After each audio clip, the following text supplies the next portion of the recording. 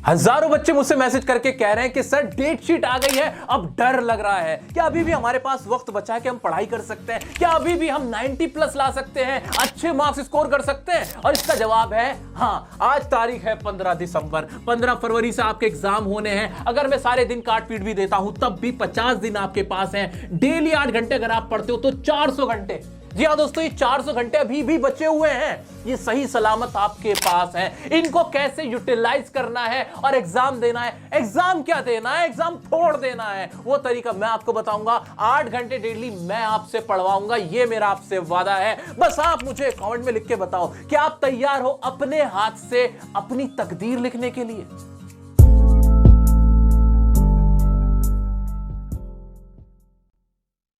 इस बात में तो किसी को भी कोई शक नहीं है कि अभी चाहे क्लास 10th का स्टूडेंट है, 12th का स्टूडेंट है, आप सभी के पास कम से कम 50 दिन तो बचे हुए हैं। 50 दिन सब पे हैं। जो आपके प्री बोर्ड्स हैं उनको भी निकाल दिया, डरे हुए हैं, हाथ पैर फूल रहे थे, 2 दिन तो कुछ पढ़ा ही नहीं गया, वो सारे निकालने के बाद भी 50 दिन तो आपके पास मौजूद है। इन 50 दिन में कैसे 8 घंटे पढ़ना और 400 घंटे का आउटपुट निकालना है वो सुन लो। 8 घंटे बहुत इजीली पढ़ोगे, कैसे वो सुनो। ये टाइम है डिसीजन लेने का टाइम, सही फैसले लेने का टाइम। अब बच्चा क्या करता है, एक स्टूडेंट सबसे बड़ी मिस्टेक इस वक्त ये करेगा कि वो जब पढ़ने बैठेगा ना तो वो शुरू करेगा कि मैं सारा सिलेबस कंप्लीट कर दूंगा, मैथ्स पढ़ने बैठूंगा 10 घंटे मैथ्स पढ़ लूंगा और उसे लगेगा हाँ मैं पढ़ रहा हूं। सबसे गलत डिसीजन यही होता है। आपको इस वक्त फैसला करना है कि मुझे कौन से सब्जेक्ट आसान लग रहे हैं और कौन से मुश्किल लग रहे हैं। सारे मुश्किल लग रहे हैं तो सबसे मुश्किल कौन से लग रहे हैं?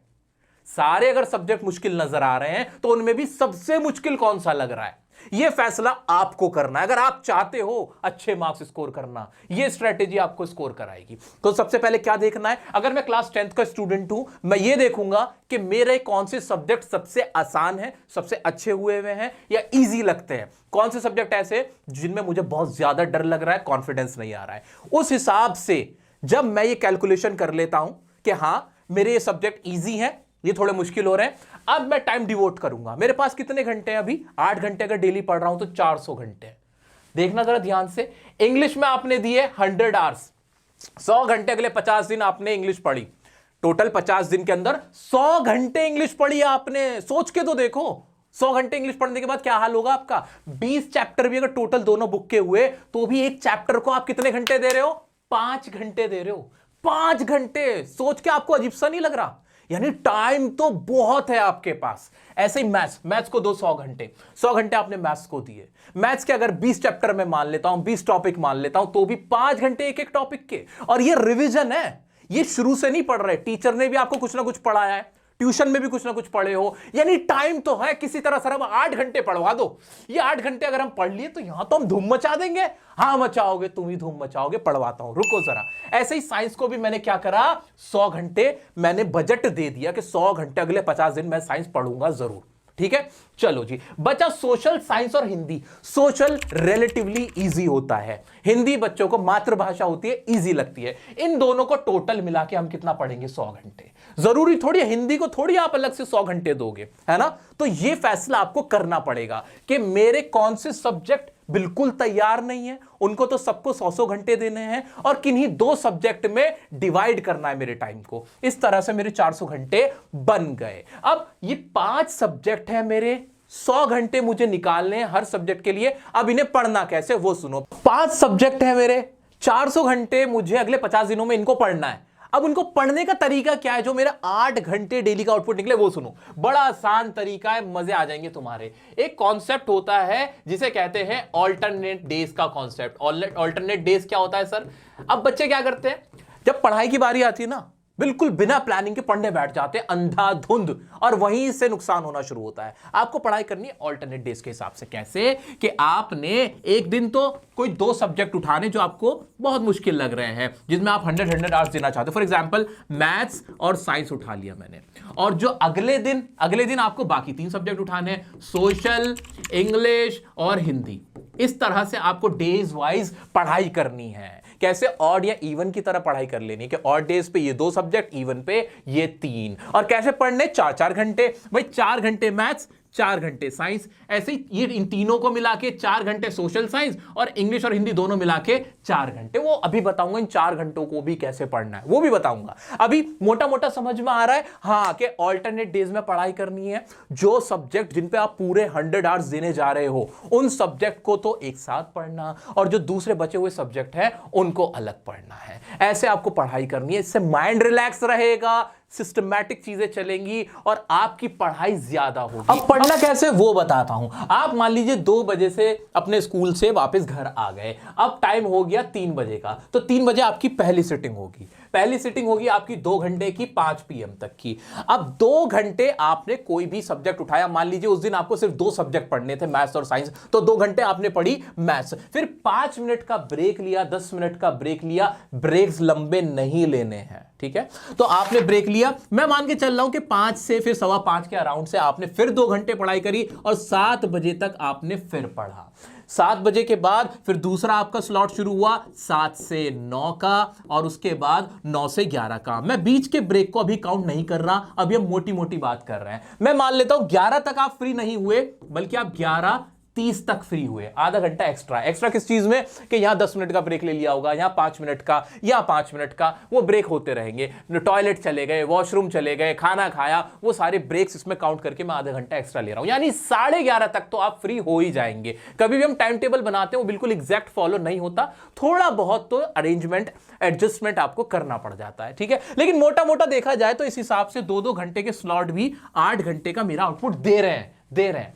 लेकिन ये 8 घंटे पढ़ोगे कैसे, अब वो सुनो, अब वो कहानी सुनो कि 8 घंटे पढ़ने का मोटिवेशन और वो शुरुआत कहां से होगी। सबसे पहली चीज मेरे बच्चों याद रखना, सबसे पहला काम ये करना, एकदम आंख बंद करके नहीं पढ़ना है। अपने टीचर से, जो भी आपके सब्जेक्ट टीचर है ना, उनसे बात करो। सबसे पहले उनसे पूछो कि जो भी सब्जेक्ट हैं उनके मोस्ट इंपॉर्टेंट चैप्टर्स आपको पता होने चाहिए। आपको पता हो कि मैथ्स है तो मैथ्स में ट्रिग्नोमेट्री इंपॉर्टेंट है, ये आपको पता होना चाहिए। उसमें रेशनल वाले सवाल इंपॉर्टेंट है, आपको पता होना चाहिए। इंग्लिश का लिटरेचर और पोएम इंपॉर्टेंट है, आपको पता होना चाहिए। आप सीरियल वाइज पढ़ने मत बैठना। आप अपने सब्जेक्ट टीचर से, ट्यूटर से, मेंटर से, यूट्यूब पे देख लो, कहीं से भी ये जरूर पता करके रखो सबसे पहले कि मोस्ट इंपॉर्टेंट चैप्टर्स कौन से हैं, और उन्हें ही पढ़ना शुरू करना। जिस चैप्टर से सबसे ज्यादा आता है वो पहले पढ़ना है। इज इट क्लियर और नॉट? ठीक है। अब सर पढ़ाई करने का मन ही नहीं हो रहा, शुरू ही नहीं कर पा रहा, शुरू कैसे करना है? जो भी टॉपिक, जो भी सब्जेक्ट सबसे ज्यादा इंटरेस्टिंग लगता है, क्या कहा मैंने, जो टॉपिक, जो सब्जेक्ट सबसे ज्यादा इंटरेस्टिंग लग रहा है, सबसे ज्यादा आसान लग रहा है, उसे खोल डालो, उसे खोल डालो। मुश्किल को अभी मत देखो। जो सबसे आसान टॉपिक लिया उसे उठा लो, जिसमें मजा आ रहा है उससे पढ़ने की शुरुआत करनी। देखो कैसे नहीं होती शुरुआत, ठीक है। वो टॉपिक उठा लो। साइंस का कोई चैप्टर है, 5th चैप्टर है, 7th चैप्टर है, 9th चैप्टर है, 10th चैप्टर है, कोई भी चैप्टर उठा लो जो लग रहा है कि हाँ इंपॉर्टेंट भी बता रखा है मैडम ने और मुझे इसमें इंटरेस्ट आ रहा है। सबसे पहले साइंस पढ़ने का मन है, साइंस उठा ली, एक बार शुरुआत कर लो। अपने माइंड को बेवकूफ बनाओ, अपने माइंड को बेवकूफ बनाओ। इस माइंड को मजा आता है उसकी फेवरेट चीजें करने में। तो जो इसको फेवरेट लग रही है, ट्रिग्नोमेट्री फेवरेट लग रही है, ट्रिग्नोमेट्री से शुरू कर दिया, बात ही खत्म है, ठीक है। स्टार्ट ऐसे होगा, कर लिया स्टार्ट। अब बताता हूं पोमोडोरो टेक्निक। वो क्या होती है भाई? 25 मिनट से ज्यादा एक बार में पढ़ो ही मत, पढ़ो ही मत, दिमाग ब्लॉक हो जाता है। 25 मिनट बाद पढ़ के थोड़ा सा ब्रेक लो, सांस लो, और फिर रिवाइंड करो कि आपने क्या क्या पढ़ा था अपने वर्ड्स के अंदर। बहुत ज्यादा मुश्किल नहीं है, 10th 12th आसान क्लासेस होती हैं, ठीक है। तो क्या करना है, 20 से 25 मिनट पढ़ना है, रुकना है, पानी पीना है, इधर उधर देखना है, थोड़ा सा ब्रेक लेना 2-3 मिनट का, 5 मिनट का, फिर दोबारा रीस्टार्ट करना है। ऐसे अपने माइंड को आपको ट्रेन करना है। यह तरीका जिसने अपना लिया ना, वो एग्जाम बाद आएगा मेरे पास और कहेगा सर ये स्ट्रेटेजी फॉलो की थी, देखो मेरा रिजल्ट क्या बदल गया।